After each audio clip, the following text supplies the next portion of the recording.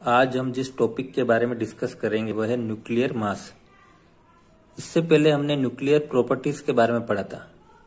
Nuclear की जो properties है उसमें पहला है न्यूक्लियर मास।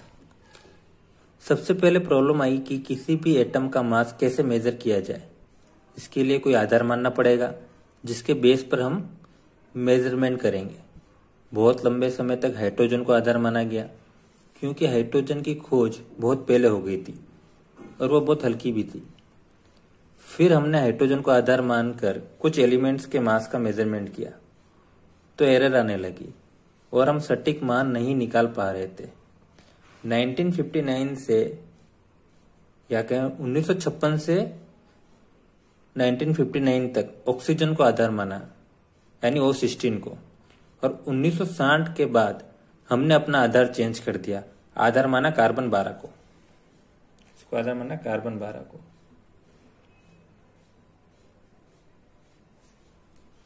अब ये प्रॉब्लम आने लगी कि कार्बन 12 को ही क्यों लिया गया। कार्बन 12 को लेने के पीछे बहुत रीजन है।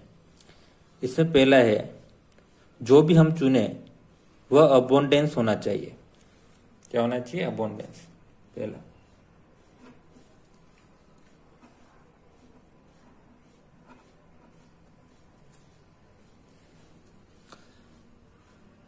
इसका मतलब ये है कि वो हमें अच्छी मात्रा में मिलना चाहिए। दूसरा रीजन ये था कि वो नाइदर मोर रिएक्टिव होना चाहिए नॉर लेस रिएक्टिव होना चाहिए। दूसरा रीजन था नाइदर मोर रिएक्टिव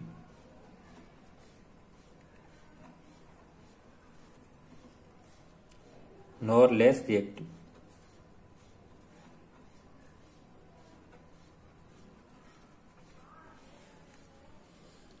यानी ज्यादा रिएक्टिव भी नहीं होना चाहिए और टोटली नॉन रिएक्टिव भी नहीं होना चाहिए।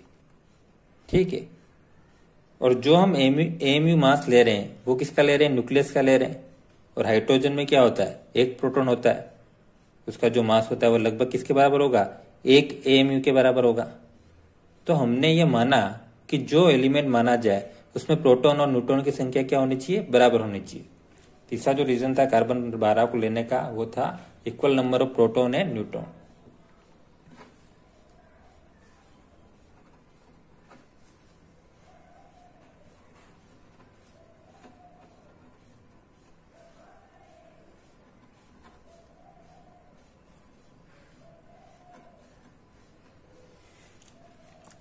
ये तीन रीजन थे बेसिकली।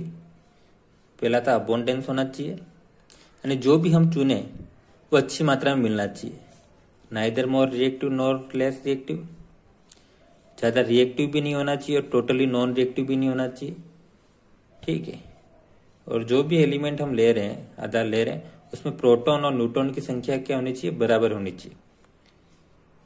इस के आधार पर ऑक्सीजन भी अपनी वेटेज रखता है कि उसके पास भी 8 प्रोटॉन और 8 न्यूट्रॉन है। पर लास्ट में जो परेशानी सोल्व हुई वो इस कारण से सोल्व हुई कि दोनों के आइसोटोप नहीं होने चाहिए। कार्बन के आइसोटोप होते हैं कार्बन 12, कार्बन 13 और कार्बन 14।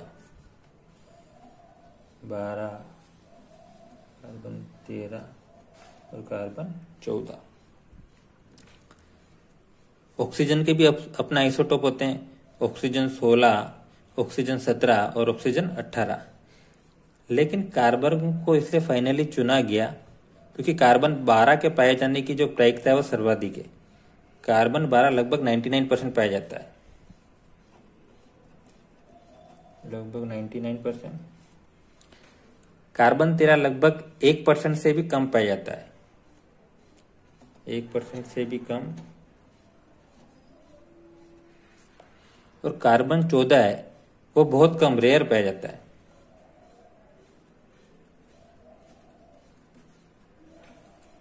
रेयर पाया है, जबकि ऑक्सीजन में ऐसा नहीं है। ठीक है। इस कारण से कार्बन 12 को क्या लिया गया? बेस लिया गया। ठीक है। तो अब हम शुरू करते हैं न्यूक्लियर मास के बारे में। न्यूक्लियर मास के मेजरमेंट के लिए जो आधार लिया गया वो किसको लिया गया? कार्बन 12 को। ठीक है। और कार्बन 12 को आधार लेने के बाद हम इसे एटॉमिक मास यूनिट AMU के रूप में क्या करते हैं, मेजर करते हैं। किसके रूप में मेजर करते हैं हम इसको, AMU के रूप में हम इसको क्या करते हैं, मेजर करते हैं। तो नाभिक और परमाणुओं के द्रव्यमान मापन के लिए परमाणु संहति मात्रक, एटॉमिक मास यूनिट, इसे हम क्या कहते हैं, AMU का उपयोग किया जाता है। और 1961 की एक अंतर्राष्ट्रीय संधि के अनुसार इसे निम्न प्रकार से परिभाषित किया जाता है।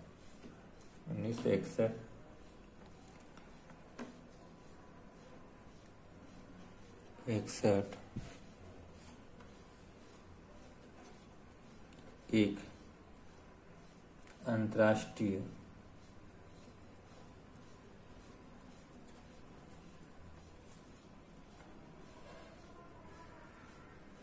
संधि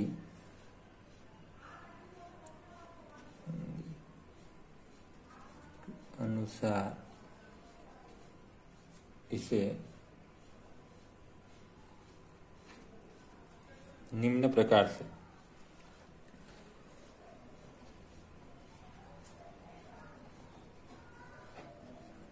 परिभाषित किया जाता है।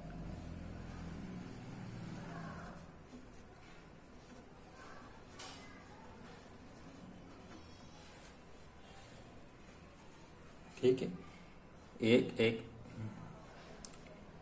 AMU बराबर होगा कार्बन 12 परमाणु का द्रव्यमान अपॉन 12।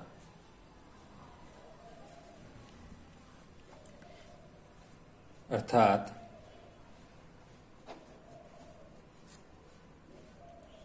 कार्बन 12 परमाणु के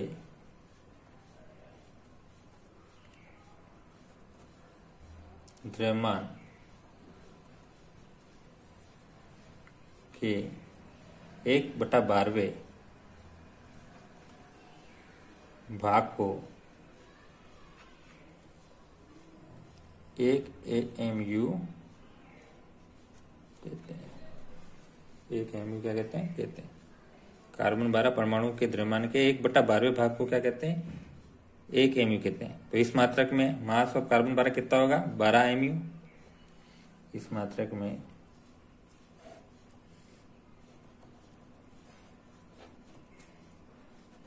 मास ऑफ कार्बन 12 कितना होगा,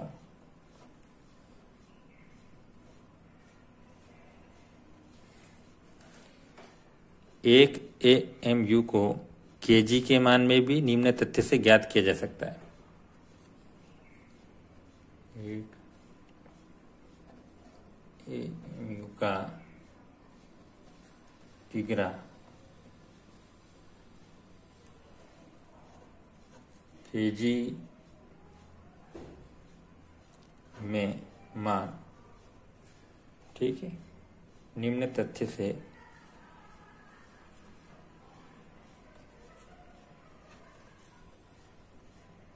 ज्ञात किया जा सकता है।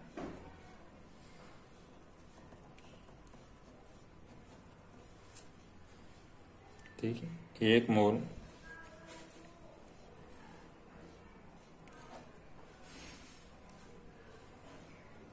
कार्बन 12 परमाणु का द्रव्यमान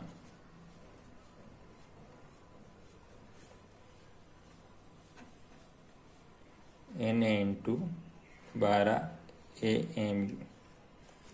ठीक है, 1 मोल कार्बन परमाणु का द्रव्यमान जो होता है वो बराबर होता है Na/12 AMU।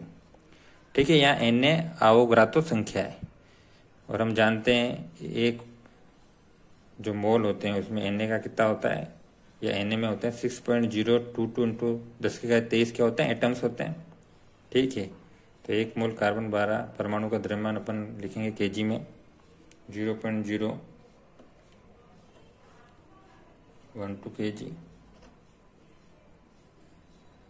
ठीक, Na का मान 6.022 10⁻23 × 12 AMU, या 1 AMU बराबर हो जाएगा 0.012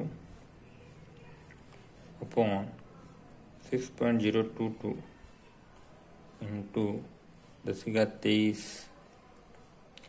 इंटू 12। यहाँ से एक एम का मान जो होगा ना अपना निकालेंगे, इधर चला जाएगा, ये बाई टी भी करेंगे तो 6.022 इंटू 10⁻23 इंटू 12 का आ जाएगा, नीचे आ जाएगा। यानी यहाँ साइड में लिख दो अपना क्या है, अवोगाद्रो संख्या है।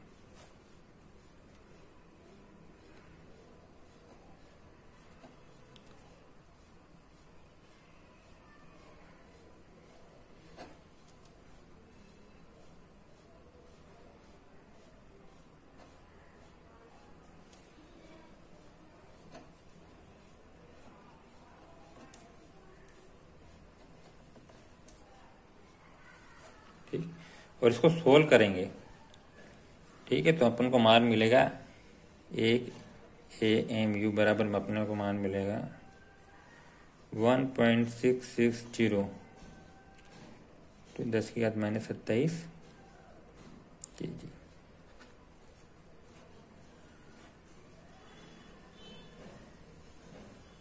जो लगभग एक प्रोटॉन के मास के बराबर है। ठीक है, जो हमने शुरू में डिस्कस किया था। धन्यवाद।